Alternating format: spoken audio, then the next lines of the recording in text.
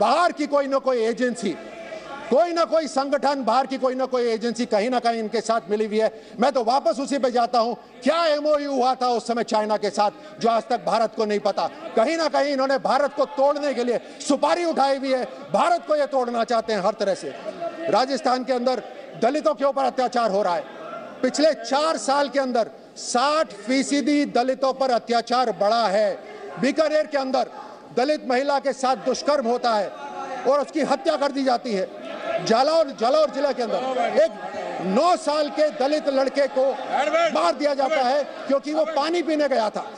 जम्वा रामगढ़, मेरे अपने संसदीय क्षेत्र के अंदर एक महिला टीचर, मतलब टीचर तक को भी नहीं छोड़ा, एक महिला टीचर को जिंदा जलाया गया वहां पर। ये दलितों के ऊपर अत्याचार ये कर रहे हैं।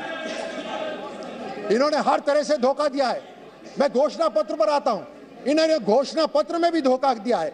ये तो अविश्वास लायक भी नहीं है। ये अविश्वास प्रस्ताव हमारी सरकार के खिलाफ लाए हैं, लेकिन पर ये अविश्वास लायक भी नहीं है। इन्होंने राजस्थान के साथ विश्वासघात करा है। ये है असलियत इनकी। घोषणा पत्र के अंदर ये कहते हैं कि हम हस्तशिल्प कला और हथकरघा निदेशालय का गठन करेंगे, नहीं करा। यहाँ पत्रकार बैठे हैं, राजस्थान के पत्रकारों को इन्होंने बेवकूफ बनाया। बोलते हैं हम आपकी सुरक्षा के लिए एक अधिनियम लेकर आएंगे। 4.5 साल हो गए, एक भी अधिनियम नहीं आया। इन्होंने हर तरह से राजस्थान के साथ विश्वासघात करा है।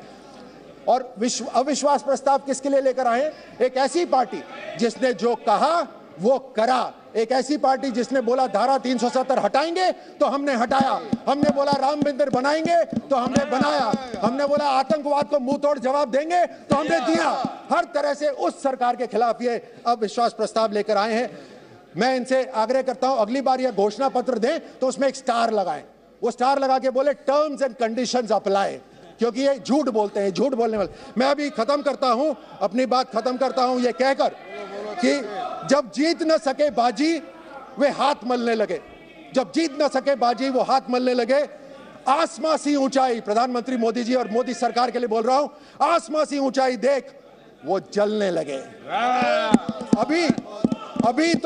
अभी तो बहुत कुछ तमन्ना है 56 इंच के सीने में। अरे रुकिए, बैठिए, अभी से आपस में क्यों लड़ने लगे? ये इनकी असलियत। बहुत बहुत धन्यवाद। श्री सी थॉमस जी, आपका नाम नहीं बोला है सर, थॉमस जी का नाम बोला। आप प्लीज बैठ जाइए। आपका नाम नहीं पुकारा गया है, आप बोलिए please. Thank you chairperson for giving me an opportunity to participate in this debate on the no confidence motion proposed by India Alliance. I, on behalf of my party, Kerala Congress M, support the no confidence motion. The prolonged clash between two groups, Meiteis and Kukis, has led to widespread violence, death and displacement in Manipur. Sir, not only in Manipur, in the country at large also is witnessing tensions, violence against women, marginalized sections of the society and also minorities. These communal tensions and violence are initiated by certain forces to create communal polarization and to take political advantage out of it. The recent developments in Haryana is another example. Sir, myself and Sri Jose K. Mani MP, Chairman of Kerala Congress Party.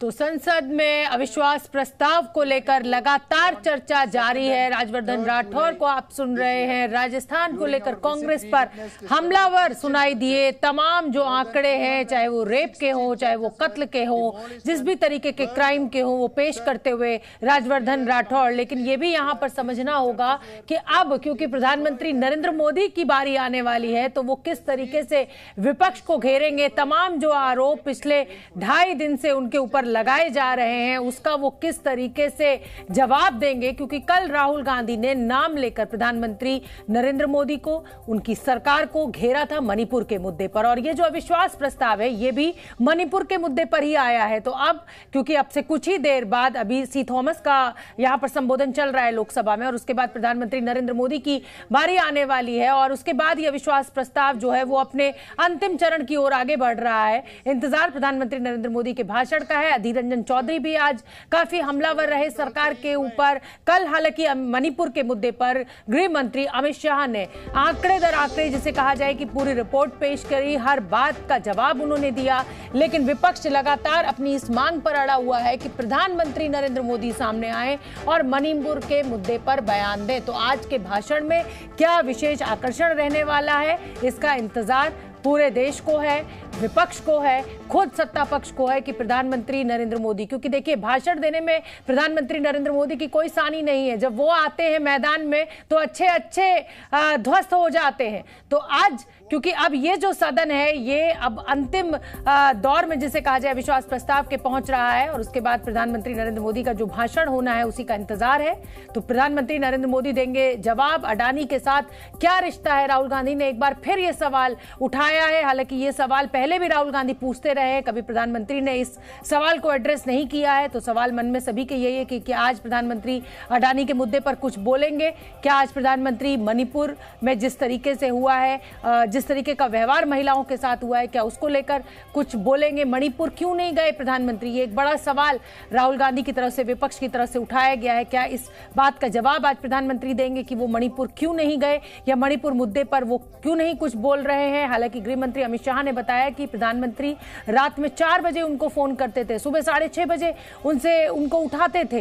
तो प्रधानमंत्री नजदीक से पूरे मसले पर नजर बनाए हुए थे। लेकिन सवाल अपनी जगह बरकरार है विपक्ष के कि प्रधानमंत्री क्यों नहीं बोले। अब प्रधानमंत्री किस तरह से जवाब देते हैं इसका इंतजार है। इस समय सदन में प्रधानमंत्री नरेंद्र मोदी मौजूद हैं और अविश्वास के जो तीर है वो लगातार चल रहे हैं और सत्ता पक्ष और विपक्ष के बीच वार पलटवार भी लगातार जारी है। ये हम आपको डिक्शनरी दिखा रहे हैं कि इस पूरे अविश्वास प्रस्ताव के दौरान जो शब्द बड़े इस्तेमाल में लिए गए वो बेटे दामाद का जिक्र हुआ। निशिकांत दुबे ने, जो कि गोड्डा से सांसद है बीजेपी के, उन्होंने कहा कि